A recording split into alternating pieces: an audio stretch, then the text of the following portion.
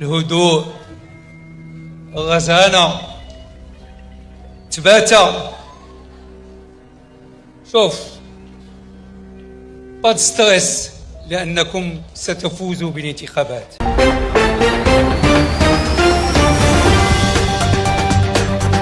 ها اللي وصلتنا لهذه الحكومه هذه، امراه هزه دري صغير ودراري في مقتبل العمر، بدل ما يكونوا في المدرسه غاديين كيركبوا قوارب الموت وكيواجهوا واحد المصير مجهول، وشباب بنات والدراري كلهم بغاو يهاجروا. نطلب من جميع المناضلين والمناضلات ديال الحزب ديالنا في جميع انحاء المملكه الهدوء، الرزانه، تباتة. شوف، با ستريس لأنكم ستفوزوا بالانتخابات. اش غترأسوا؟ واش شوفوا لنا هاد المناظر هذه بعدا، وشوفوا هاد الشيء اللي واقع اليوماتيه. هل يعقل؟ وعباد الله، دراري عنده 8 سنين 10 سنين 13 سنه 14 سنه، شابات وشباب، بدل ما يكونوا في المدارس وبدل ما يكونوا اليوماتيه نعطوهم امل ونعطوهم نفتحوا لهم واحد الباب كبير جدا، احنا اليوماتيه كنشوفوهم كيوقعوا هذه المآسي قدامنا. وللاسف الحكومه بدل ما تتحرك في جولات المكوكيه وها الماكله وها الشراب وها الديسير وها هادي وها هادي وهذا كيتعاند مع هذا وكلها باغي يترأس. بالله عليكم اش غترأسوا؟ بالله عليكم اش درتوا باش تعاودوا ترجعوا؟ واش هل من حمرة الخجل؟ انا كنقولها وكنقولها لهاد الناس اليوماتيه اللي كنشوفوا واحد عبث كبير جدا، وكنشوفوا واحد الشعارات اللي كترفع غادي نرجعوا 2026 غادي نقودوا الحكومه. اش غادي تقودوها؟ راه قدتونا المجهول. اليوماتيا حنا راه امام مصير مجهول. انا بعدا ملي كيكون عندي شاب ولا شابه كيركب البحر وغادي ويواجه مصير مجهول وتصبح الموت عنوانا للحياه، هذا راه خطير جدا. هذه الحكومه اليوم خاصها تواجه نفسها وخاصها تعرف على ان نحن امام استحقاقات حقيقيه وامام مصلحه الوطن. بالله عليكم جلاله الملك في خطابه الاخير اش قال؟ قال لا ابحث عن مجد شخصي ولا عن اي شي حاجه، ما ابحثوا عنه هو مصلحه الوطن. وهادو بدل ما يمشوا في هذا التوجه هذا كيبحثوا لنا على الامجاد الشخصيه، كيبحثوا لنا على المصالح ديالهم بدل ما يبحثوا على المصالح ديال المواطنين وديال الوطن اللي دارها جلاله الملك فوق كل اعتبار. بدل ما تمشوا في هذا الاتجاه هذا، اليوم انتم حنا قلبتوا لنا روسنا، نقولها بالدارجه، فرعتوا لنا روسنا. اليوماتيه كتكلموا غير شكون غادي يرجع يشد الحكومه.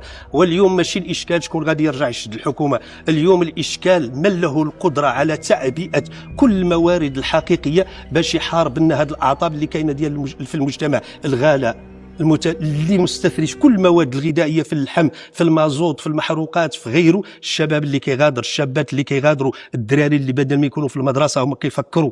وبالله عليكم انا افقد الامل في هذا الوطن. وشكون وجدوا تكلموا معنا بصراحه ونتكلموا اليوم اللي بدل كاين مجموعه من الحوايج زوينه في هذه البلاد هذه، وكاين بزاف ديال الحوايج جلاله الملك تكلم عليها. كاين استقرار، كاين مؤسسات استراتيجيه، كاين مشاريع استراتيجيه تتجاوز الزمن الحكومي والبرلماني. هذه استراتيجيه ديال الدوله بدل ما تكون عندنا نخب حقيقيه ونبحثوا عندها. احنا اليوم كنتكلموا غير على الانتقالات بحال لاعبي كره القدم، هذا انتقل لهنا هذا انتقل لهنا. هذا هو النقاش اليوم اللي مسيطر عند الاحزاب السياسيه. بدل ما تبحث عن نخبه نظيفه، عن نخبه مزيانه، عن نخبه عندها الحق على البلاد، عن نخبه تغير هذا الواقع، تبحث لنا عن هذا مول الشكاره هون، وتبحث عن العيان، وتبحث عن هنا نجيبوا من هون. واش نحن ما بغيناش نتفرقوا مع هذا الشيء كله؟ ما بغينا نتفرقوا مع العيان، ما بغينا نتفرقوا مع الشكاره، ما بغينا نتفرقوا مع الناس اللي وصلتنا لهذا المستقبل الغامض. واليوم ديروا واحد النقطه ديال النظام، ديروا واحد النقطه ديال التوقف. راه هذا الشيء راه عبث. بدل ما تفتحوا الامل للشباب في المساهمه السياسيه والمشاركه السياسيه وتفتحوا لنا الشهيه ديال المواطنين باش يمشوا صناديق الاقتراع ويرفعوا نسبه المشاركه ويعطونا حكومه جديده، وانتم اليوم كتكلموا لنا على عادات نفس الانتاج، نفس الخطب، نفس الخطابات، نفس الناس اللي كشفناهم هنا. ها هم هنا كانوا هنا، خرجوا من هنا، دخلوا من هنا.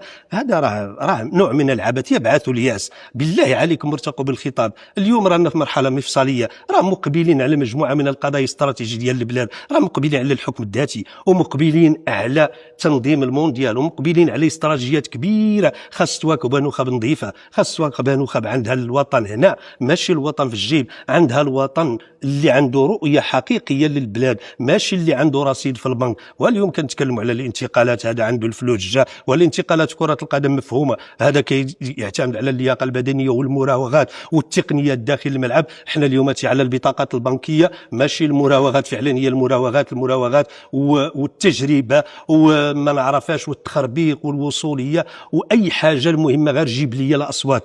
الله يجازيكم بخير. المغاربه اليوم راهو عاو، المغاربه اليوم راه بغاو نخب حقيقيه، جلاله الملك راه بغا نخب حقيقيه تقود المستقبل معاه ديال هذه البلاد هذه. بارك من نعاودوا نفس، راكم ما كتفهموا الاشارات، راكم ما كتفهموا مجموعه من الخطابات المتدرجه، وما كتفهموش الاشارات اللي عطات الدوله عبر وزاره الداخليه، عبر تخليق الحياه السياسيه، عبر مجموعه من القوانين، عبر مجموعه من المواد اللي جابتها لكم، عبر مجموعه من الحوايج اللي جابتها لكم. ولكن واش نتوما كيفاش تفهموا؟ بدل ما تمشوا انتم في الاتجاه ديال التخليق، انتم اليوم تعيدون نفس الكره، تعاودوا نفس الحوايج، وكأن الداخليه جابت هذه القوانين كأنها حبر على ورق انتم ضربتوا به عرض الحائط، وكأن كل الاشارات اللي تقالت من الفاعلين المركزيين ولا من جلاله الملك عبر مجموعه من الخطب عبر مدار هاد 27 سنه وعبر الانجازات اللي تحقق على ارض الواقع الاستراتيجيه، انتم ما بغيتوش تمشوا فيها، انتم مزلتوا